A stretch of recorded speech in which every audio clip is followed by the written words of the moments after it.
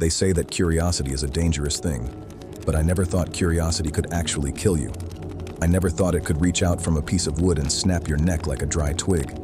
My name is David, and I am recording this as a warning. If you ever find a hand-carved Ouija board in an old attic, do not touch it. Do not dust it off. And for the love of God, do not ask it if anyone is there, because someone is always there. It started last weekend. Me, my girlfriend Sarah, and our best friend Mark decided to rent a cabin up in the Blackwood Mountains. We wanted to get away from the city, disconnect from our phones, and just drink some beer by the fire. Mark was the one who found it. The cabin was old, smelling of pine and damp earth. While looking for extra firewood in the basement, Mark stumbled upon a wooden box wrapped in heavy black cloth. "Look at this," Mark said, his voice echoing slightly in the cramped space. He pulled off the cloth, revealing a board that looked like it had been carved 100 years ago. It wasn't like the cardboard ones you buy at a toy store. This was heavy oak. The letters were burned into the wood, deep and jagged. And in the corners, instead of the usual sun and moon symbols, there were strange, twisted faces that looked like they were screaming in agony. Sarah didn't like it immediately. "Put it back, Mark," she said, wrapping her arms around herself. "It gives me the creeps." But Mark just laughed.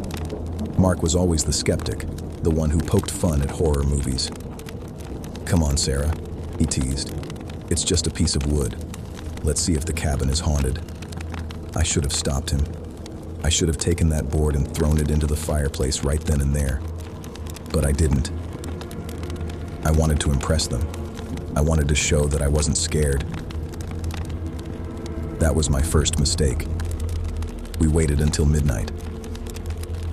It's a cliche, I know, but Mark insisted. We cleared the small coffee table in the living room and lit 3 candles. Outside, the wind was howling through the trees, scratching branches against the windows like long, skeletal fingers trying to get in. The atmosphere was heavy, oppressive. It felt like the air in the room had become thicker, harder to breathe. We sat in a triangle, me, Sarah, and Mark. We placed our fingers lightly on the planchette. It was a triangular piece of wood with a glass lens in the center. It felt ice cold to the touch, colder than the room temperature should have allowed. "Are there any spirits here with us?" Mark asked, a smirk on his face. Silence. Only the sound of the wind and the crackling of the fire. The planchette didn't move. "Is there anyone who wishes to speak?" Mark asked again, louder this time. Nothing. Sarah let out a nervous breath. "See? Nothing happens. Can we stop now?" But then, I felt it. A subtle vibration under my fingertips. It wasn't Mark pushing it. I knew Mark. When he tried to fake it, his muscles would tense up, but his hands were relaxed. The planchette shifted. Just an inch to the left, then an inch to the right. "Did you guys do that?" Sarah whispered, her eyes wide. "I didn't touch it," I said, my voice trembling slightly. "Shh," Mark hissed. "It's moving." Slowly, agonizingly slowly, the wooden triangle began to glide across the board. It moved with a purpose. It didn't feel like random friction. It felt like something was pulling it from underneath, like a magnet dragging it through the wood. It circled the board once, twice, and then stopped on the letter H. We waited. The planchette moved again. E, then L, then L, then O. "Hello." The smirk vanished from Mark's face. The air in the room suddenly dropped 10 degrees. I could see my own breath misting in the candlelight. The fire in the hearth didn't die down, but it seemed to dim, as if the darkness in the room was swallowing the light. "Who are you?" I asked. My voice sounded foreign to my own ears. The planchette moved faster this time. Sharp, jerky movements. G, U, E, S, T. Guest. "We are the guests," Mark said, trying to sound brave but failing. "This is our rental cabin." The planchette stopped abruptly. Then, with violent speed, it shot to the word no. It slid back to the center and spelled out new letters. I am in. In where? Sarah whimpered. In the cabin? The planchette spun in a circle, faster and faster, making a grinding sound against the wood that set my teeth on edge. Then it stopped dead center and moved to one single letter. You. What does that mean? Mark demanded. You're in. You? No, I whispered, a realization hitting me like a bucket of ice water. It means it's in one of us. Suddenly, the candle nearest to Sarah flickered and went out.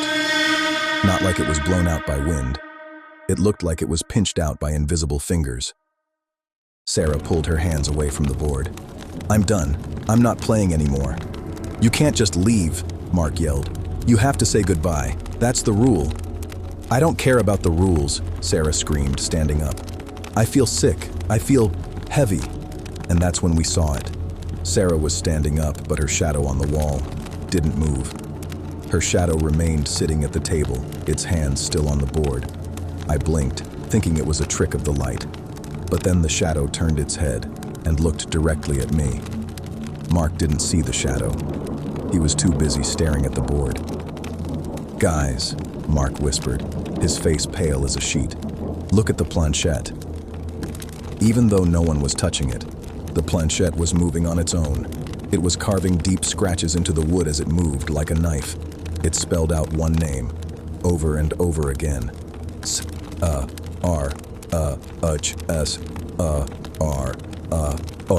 Sarah screamed, a sound of pure, primal terror. She grabbed her throat, gagging, as if invisible hands were tightening around her neck. Her eyes rolled back into her head. Sarah, I shouted, rushing to her. But before I could touch her, the heavy oak table flipped over with massive force, sending the Ouija board flying across the room. The remaining candles were extinguished instantly. We were plunged into total darkness, and from the corner of the room, where the board had landed, we heard a laugh. It wasn't a human laugh. It was a low, guttural, wet sound.